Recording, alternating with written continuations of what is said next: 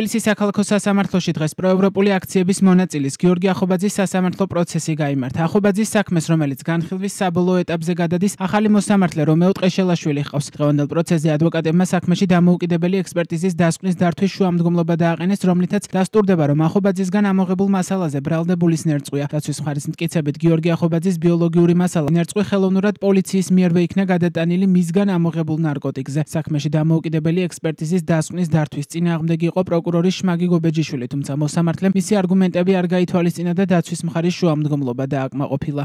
ძალიან მნიშვნელოვანი ექსპერტიზა დავურთეთ 239 მუხლიდან გამომდინარე დაცვის მხარემ საქმეს მოვისმინეთ დღეს პროკურორის პოზიცია, იგი არ ეთანხმებოდა ჩვენ მიერ მოპოვებული ექსპერტიზის დასაშვებაცნობას, თუმცა მოსამართლემ გაიზიარა ჩვენი დასაბუთებული პოზიცია ბიოლოგიური ექსპერტიზის საქმის არსებითი განხილვის ეტაპზე დანიშვნასთან დაკავშირებით და ჩვენი ექსპერტიზა უკვე საქმეს დაერთო, რომლის მიხედვითაც დასტურდება ის, რომ გიორგის ეს ვთქვათ ეგრეთ წოდებულ ჩადებულ ნარკოტიკზე ამოღებულ მასალაზე კონკრეტულად ბიოლოგიური მასალა დადგინდა, რომ იყო ნერწყვი და ამასთან დაკავშირებით უკვე დავკითხავთ ექსპერტებს და კონკრეტულად პოზიციას დასაბუთებას უკვე ექსპერტებისგან მოვისმენთ. გიორგი ახობაძე, რომელსაც დიდი რაოდენობით ნარკოტიკების შეძენა შენახვას ედავებიან, ამბობს, რომ ნარკოტიკები ჩაუდეს და ნივთიერებაზე მისი ბიოლოგიური მასალა ნერწყვი გადაიტანეს. ბრალის დამტკიცების შემთხვევაში ახობაძეს 8-დან 20 წლამდიან უვადო პატიმრობა ემუქრება.